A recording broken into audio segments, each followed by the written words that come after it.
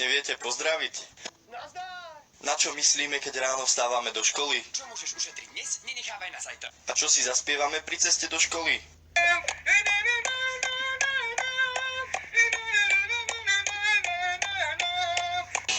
Na čo myslíme už v pondelok? Nezabúdame si. Aké sú naše pocity pred písomkou? Seru na to, kurva!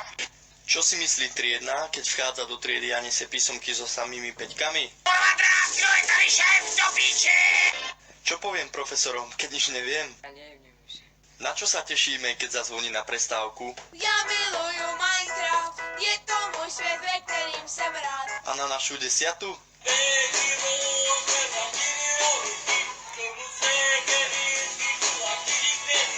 Čo myslí profesor, keď ide vyvolávať k tabuli?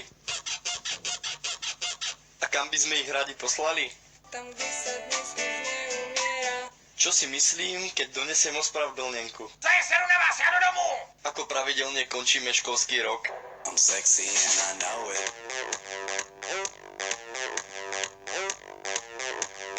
Kedy konečne prestaneme zdrhať zo školy? Ja neviem už. Čo budeme spievať profesorom, keď nám pomôžu pri mature? A čo mi povie otec, keď nezmaturujem? Ty vieš? A čo mi na to? Ako budeme vyzerať po mature?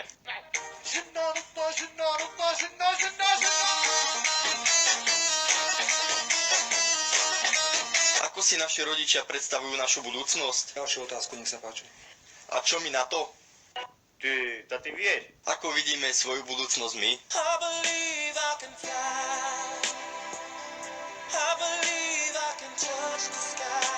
A aká je skutočnosť? Počkaj, keď prídem vás našikuj. Čo pijeme na našej stužkovej, kým sú tu rodičia a profesori? Nebolo by od veci, dať si jedno podeci. A čo budeme piť, keď odídu? Dávaj, nalivaj. Čo si myslíme o našej pani profesorke triedne? To je ale p***na. A aký vlastne sme? Zítaj.